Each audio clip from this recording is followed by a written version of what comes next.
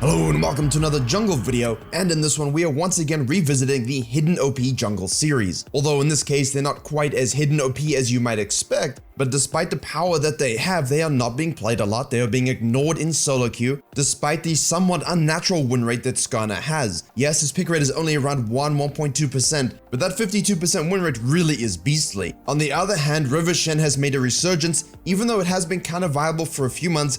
Really was brought into focus by pro play during their summer playoffs. However, while his pick rate is around 0.9%, not as high, the win rate is significantly lower. This is always going to be the case with these kind of picks in the jungle because you are more reliant on getting leads early through your ganking, through your river control, and you also tend to play a more supportive role. So in this video, we will go over runes, items, builds, first clears, and so on so that you can take these picks into solo queue and look to get some LP as we head to the end of the season. And on that note, please don't forget to like and subscribe if you enjoyed and learned something, as well as hitting the bell button and perhaps heading to the Twitch stream, which we have a few times a week. And now, without hesitation, let's begin.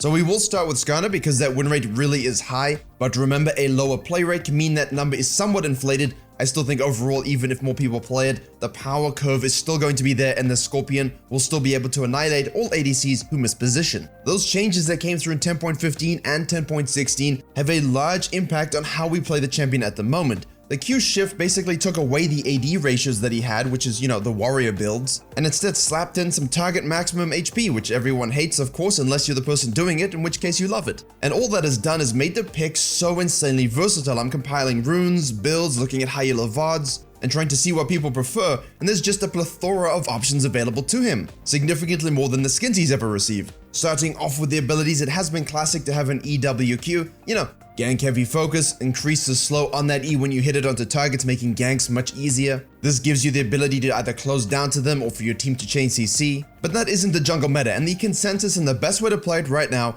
is a QW Emax. That's because your Q is your main source of consistent damage output. It also makes it really easy to farm and end games with a 7 to 9 CS per minute average.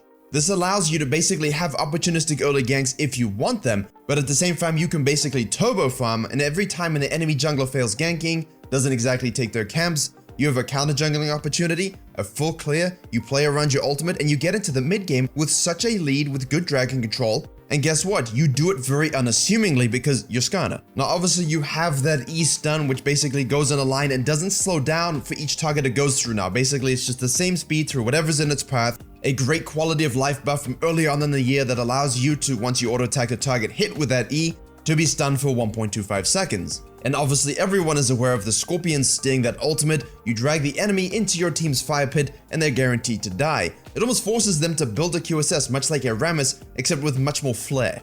And because your Q basically gets a refund on its cooldown as you are hitting non-structures, this is again amplified for hitting champions. That means it's a spam ability. The more you auto attack a non-structure like a champion, for example, the more you get refunded on the ability, which means you get to, use it again. And as I said, it's percentage max HP health, scaling with a little bit of AD. And spoiler alert, that's kind of why Triforce is so good. We'll talk about that in the itemization section. So let's just talk about the runes very quickly, because it's important to understand that the champion here has issues, or has had issues in the past, actually getting into the enemy team so that you can hit your stuns, get your DPS off, activate your shield nicely to absorb some damage, and then of course ult someone out to their doom. If that wasn't an issue for the champion in that particular match, maybe it was surviving, maybe it was sustained fighting. And so in general, Phase Rush is the go-to page. If you're gonna go play a game, stick with Phase Rush. It's the standard page at the moment. You get the movement speed proc from your W that gets amplified with celerity. You have water walking for river control. You have Nimbus Cloak, which allows you to flash, have movement speed, and get your ult off more easily. And in addition, you have the Phase Rush, which allows you to move in and out of fights with ease. If you need to detach, you can.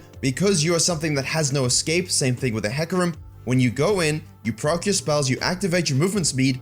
If you need to kite the team around, you can do it. If you need to drag them somewhere else, you can do it. If you need to avoid spells or just run away, that's what you get. The thing is, you can also afford to use yourself Predator, which is what we see in pro play, because you're more concerned with just getting onto someone, using your ultimate, and chain syncing with your team. You can also use Conqueror if you plan to use sustained fighting and actually won't have an issue getting involved into fights, which means instead you can focus on dominating them and of course getting as many Q procs off as possible. So essentially pick the rune page that best suits your needs, But if you wanted to go something like Conqueror, or even going an Aftershock to get shield bash and what have you, although that isn't as recommended, you can also afford to go Ghost instead of Flash. Once again, really underrated, allows you to gap close, get the reset on the timer, gives you a pseudo phase rush effect while allowing you to hit your E's, hit your Q's, get that all important stun off on as many targets as possible, all the while blowing your ultimate on whoever you hate the most. For what it's worth, I'm still very much in the Flash is just too strong in terms of Flash ult, you know, hitting your E and then flash auto to get the stun. These mechanics are very strong and basically have that surprise factor that enemies cannot react to, but at the same time, look at all the options you have just from the setup. And on that note, for the first clear, while it's very classic to do a 5 or 6 camp, look for opportunistic ganks, usually a simple full clear, scuttle control. Getting to level 6 is most important. You can afford to do sort of cheese ganks with level 2s, you can afford to do invades if you win the matchup, but very classically you're looking to do a full clear. Really look at that omnivore style jungling. Just remember to stay within those crystal spires while you're farming in your jungle or counter jungling, because it gives you bonus movement speed, attack speed, and mana regeneration. They're not just there to look good and make you miss the minion even more than you already do. Now, using your abilities and ganks and so on is pretty straightforward because the nature of your kit, if an enemy has no flash or dash up, you can open with your E, use your W to close the gap, get the auto attack. You can use a W movement speed, increase the gap close, but you can also simply use it for your shield proc if you have closed the gap from a good angle. One of the biggest things with Skarner in these longer fights is once you hit that E and you flash auto, that can always give you a surprise stun which allows you to get off another Q, set it up for your team, or simply to finish off the target. And this is why Ghost and Predator is very important into certain team comps where you need to be able to gap close, otherwise you're not going to be able to use any of your spells. Simply put, Skarner is an amazing mid to late game scaler. He can accrue these advantages with dragons and get rich from Herald. Remember, first one, get those plates, second one, get some nice drive with your team. And because you're looking to farm very quickly and play around that ultimate cooldown like a farming jungler, you can very easily secure those dragons solo, you can counter jungle whenever you need to, and when you have a little bit of a lead, you can really take it 1v1 to many jungles. Now, playing around your ultimate and basically translating that into objectives is the name of the game, although, you know, the amount of stats I see where junglers just don't get objectives. Hey, it's nice to get objectives, but if you don't control the map, what exactly do you control? Because it's not your team's mental.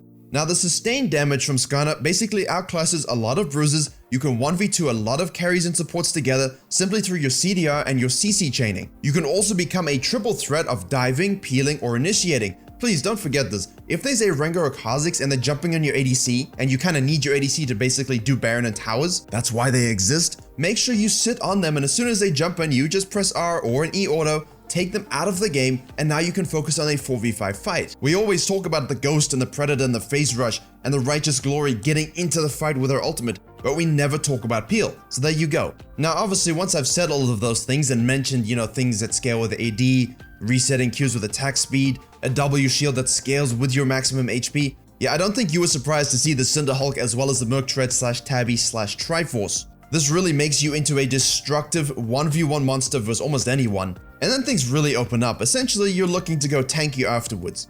Righteous Glory is a classic to get into fights. If you have Phase Rush, if you have Ghost, maybe you have Predator, you might not need to use this. The CDR and mana are of course extremely valuable, so you can think about perhaps going into a Frozen Heart. If you are behind or in a more tanky or organized environment, you can think about an Iceborne instead of a Triforce. I do, however, think this is a core mechanic for you looking to solo carry. I mean, why else are you here? And then you look to finish it with your standard tank itemization. There is also a school of thought of throwing in a Protobelt to gap close, give you more HP for your W shield, and just by the way, every single ability scales with some form of AP.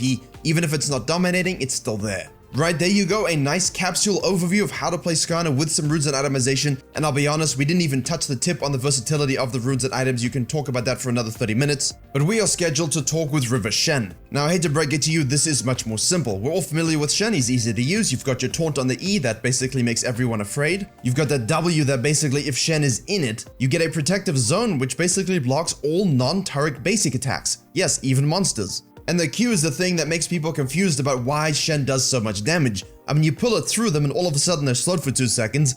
Once it arrives, you have an empowered 3 basic attacks over 8 seconds, you know, more range, more magic damage. And if you so happen to hit a champion on the way, then your empowerment is even more enhanced, which means you now get bonus attack speed and bonus magic damage. And by the way, that damage is again maximum HP. And then if you need an introduction to his ult, then perhaps you haven't been playing too long.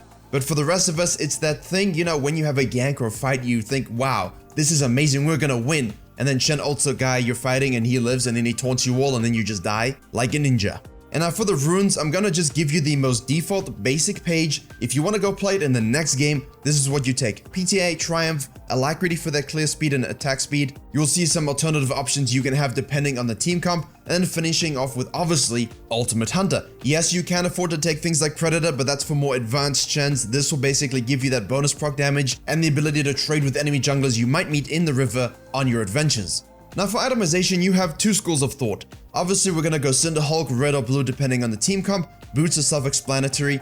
You do not need Tiamat to clear decently fast. You can have it if you wish to add that split push component to your jungling playstyle, which again, that's wonderful. I think a lot of carry junglers are not really amplifying that split push ability with their champions, and Shen again offers that because you have the global ultimate to join any fight that might happen. But for jungle clearing, if you wish to farm a bit more, Tiamat is great, but an early Balmy Cinder is all you really need. Now as you can see, itemization kind of varies. You've got the pro play, supportive Shen style, I have a hyper carry, I want to keep them alive, Knight's Vow, Locket, Redemption. And then you have the more basically, no, I am Shen Alpha Carry Ninja Man. I watch every Expato vid every day, and I'm going to go for my 1v9 damage tank build, maybe even throwing in a Wit's End for extra DPS stonks. Again, you can crisscross as you want. You can get the Knight's Vow and then go into prototypical tank if you feel you want to. But please be aware, you do not need necessarily to get the Tiamat, but this is simply your entry level page for runes and itemization. If you are looking for more Shen tips regarding this variability, head to Xpato's channel. He will give you all the Shen information you need to refine this into a true beastly Shen player worthy of his biceps.